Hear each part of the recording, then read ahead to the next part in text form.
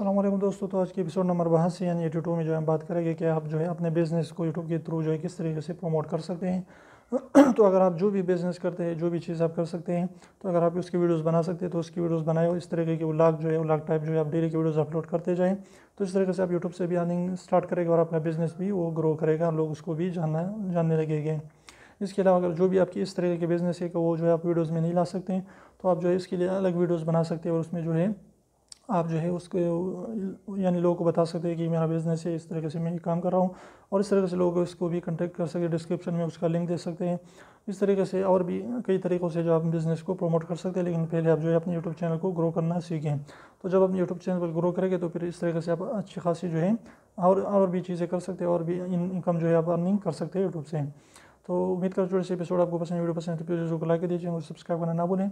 और भी हमने ऐसे एपिसोड्स बनाए उसको भी आप ज़रूर देखिए अगर आप यूट्यूब के बारे में जानना चाहते हैं, यूट्यूब पर ग्रो करना चाहते हैं। तो फिर मिलते हैं साथ, तब तक इजाज़त दीजिए। अल्लाह हाफिज़।